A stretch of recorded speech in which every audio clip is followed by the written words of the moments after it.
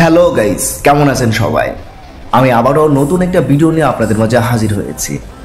আজকের ভিডিও বরবাদ মুভিতে জিল্লুর উত্থান। প্রত্যেক ব্লকবাস্টার সিনেমায় কিছু চরিত্র থাকে যারা মূল নায়ক না হয়েও দর্শকদের হৃদয়ে বিশেষ জায়গা করে নেয়।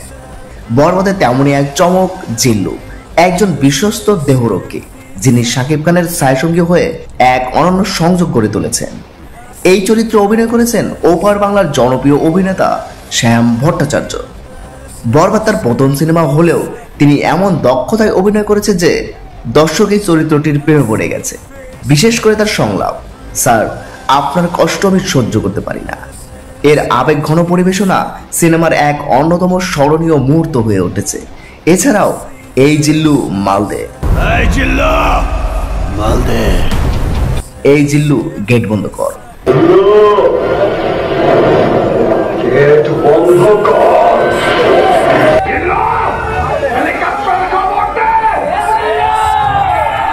এই জিল্লু হেলিকপ্টার রেডি কর সংলাপগুলো এখন দর্শক মহলে বেশ ভাইরাল।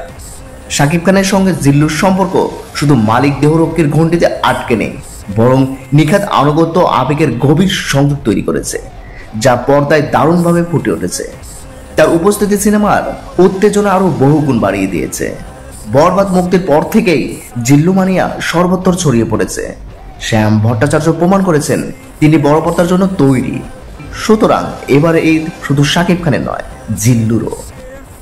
আজকের ভিডিও এই পর্যন্ত। পাশে থাকার জন্য ধন্যবাদ।